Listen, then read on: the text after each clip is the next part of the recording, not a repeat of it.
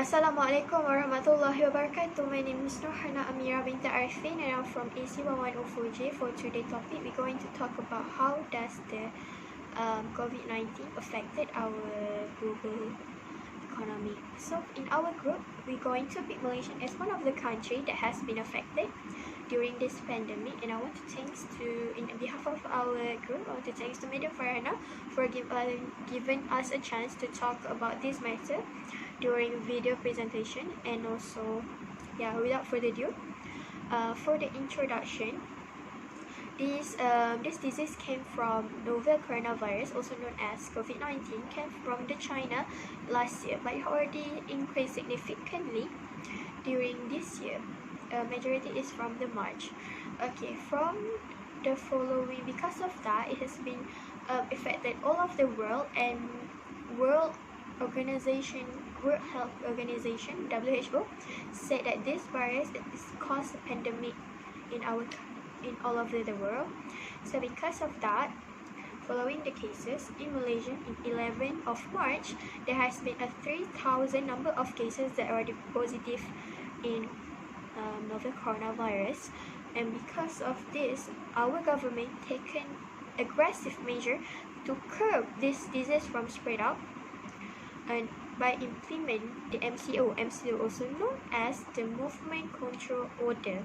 In Movement Control Order, our government taken that in this matter, we're going to implement MCO during 18 March until 30 March. But because of the number of cases and also death has already continuously increased. So because of that, Malaysian government said that it needs to be extended during 14 April. And because of this part, it has been many problems in our economy. We lost so much money by provided our Prime Minister Muhyiddin Yassin thought that Malaysia lost 2.4 billion a day, so the total is going to be 63 billion. So there is so much money that we lost during this pandemic. So it become a very big problem in how us Malaysians need to cope by this type of pandemic. This type of viruses, like economy that has affected our economy.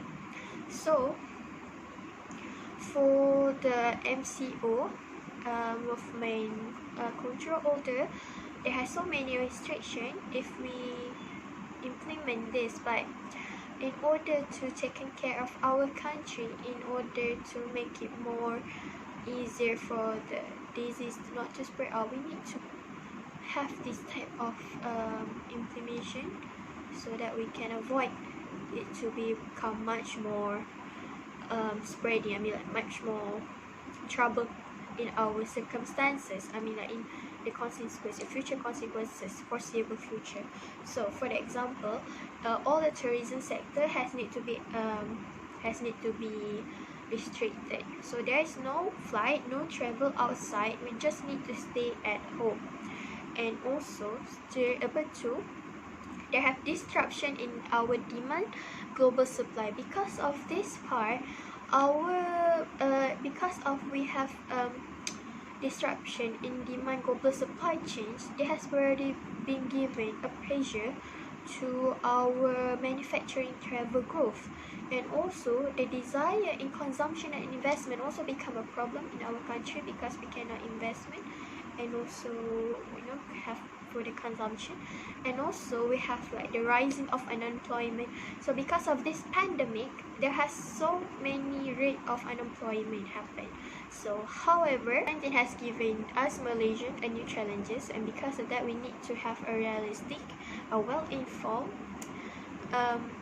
opinion by both sides of business and political sector of leaders, in order to cope out and in order to avoid from this global pandemic become continuously, and it can become much more bigger problem than that. So that's it for the introduction. Assalamualaikum warahmatullahi wabarakatuh. My name is Siti Fatimah Binti Rosli, and today I'll be continuing the One of the most significant problems occurred when the government announced the implementation of movement control (MCO) in Malaysia due to the COVID-19 pandemic, which is consumer spending that affected its country's economy system. So first and foremost, what is meant by consumer spending? Consumer spending is when every household needs to spend in buying necessary goods or services in a daily basis. So hence, the demand for those goods and services will arise, thus create the path for all companies to reach their full capacity in supplying those goods and services. For example, banking sector and agriculture sector. So a consumer expenditure can be divided into three types, which is durable goods, non-durable goods, and services. Durable goods are goods that can last in a longer period, such as machine, vehicles, and buildings. Whereas non-durable goods are perishable goods, which can be easily expired in a short-term period, such as groceries. There are a few ways to determine the consumer expenditure. The first one is disposable income, income per capita, income equality, household debt, consumers' expectations. So disposable income, as the income increase, the demand for goods and services will increase as well. Income per capita will show one standard of living how much they would spend in the economy system. Income equality also comprises of difference of income between the rich and the poor, household debt such as loans and credit cards. Consumer expectations derive from the confidence of consumers in economy and includes their expectation in inflation. If the consumer expect there will be an inflation, they will buy more goods and services to avoid future high price. So in Malaysia, the consumer's expenditure was reduced during MCO since people cannot go out to buy food, goods and services as per usual. This has affected the country's economy because the consumer spending is one of the indicators in measuring the economic growth. The economic growth reflects the consumer's confidence in its country's economy as well. In terms of consumers' personal income, some may have a higher income and lower income. Thus, the government and the private sectors will use it to allocate the consumer's overall expenditure in the economic sector. However, the consumer's personal income has decreased after the impact of COVID-19 and the implementation of MCO in the midst of the outbreak. Because of this, the unemployment rate has spiked up to 3.9%, and more people face the risk of unemployment or job loss since people cannot go to work and continue their businesses. When people have much lower wages or may not have an income during MCO, they tend to spend lesser and more reduction in their savings. This can be proved through a survey conducted by the Statistics Department of Malaysia, DOSM.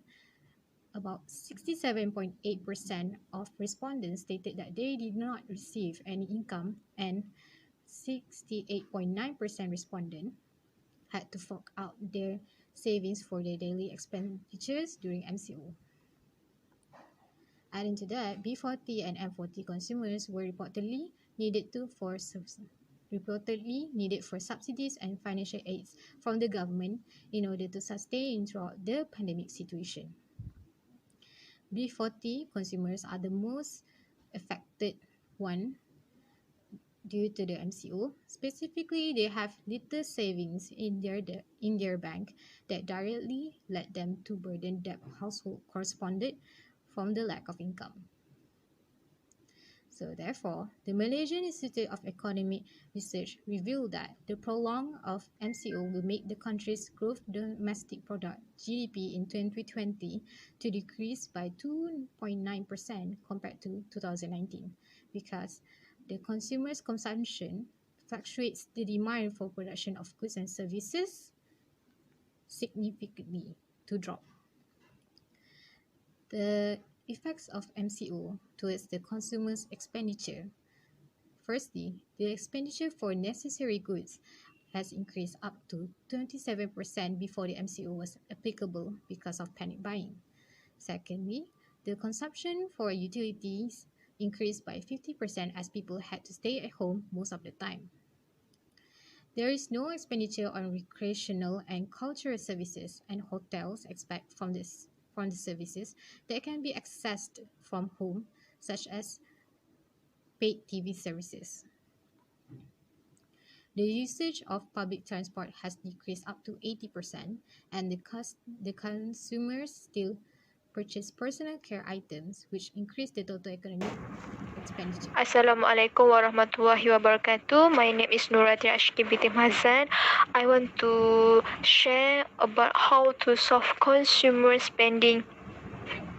As we know, during the pandemic of coronavirus, the consumer spending reduced. So here are a few suggestions how our government overcome the consumer spending.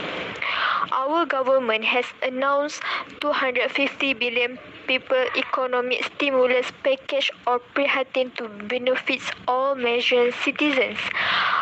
Among the package is government provide one-off bantuan Prihatin to B40 and M40 group to ease the burden amounted to 1,600 ringgit to 4 million household earning of income 4,000 ringgit and below. Why? 1,000 ringgit to M40 groups. Next, government also provide 200 ringgit one-off to the student at higher institution. This money can help students to buy the necessity things related to their course, such as books to do reference. Besides, the government also allocated 100 billion to support the business, including small and medium-sized enterprise to strengthen the economy. As we know, many shops cannot run due to the pandemic. Furthermore, the government also give permission to withdraw the private retirement scheme because in this difficulties time, the consumer need cash from any form of saving to cover the daily expenses. In addition, the government collaborate with Tenaga Nasional Berhad or known as TNB provided a discount between 15% and 50% on the electricity usage for household. This is due to the increasing electricity supply because everyone needs to stay at home and doing work from home. They use many electric supplies such as they need to charge telephone, usage of aircon and other utilities. The government also collaborate with telco company to give free data to every consumer due to the everyone need to do everything as online, working online and learning online.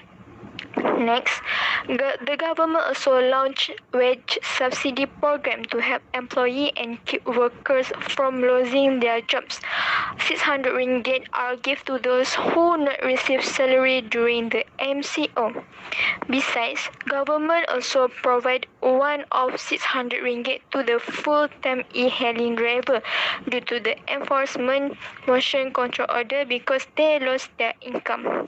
Last but not least, government also welcome the willingness of banking institution to offer a 6-month delay or loan repayment moratorium for those who buy vehicle, house and other will brief a set of relief. So, in conclusion, the Prihatin initiative will help boost people in purchasing power, which will in turn stimulate the domestic economy. Describing the Prihatin package as comprehensive as it also included benefits for the M40. This initiative will help to improve the economy of people who have been adversely affected by the coronavirus pandemic and MCO. Consumer purchasing power has been affected and this will have negative effect on retailers, small and medium-sized enterprise, investment, tourism, aviation and other sectors.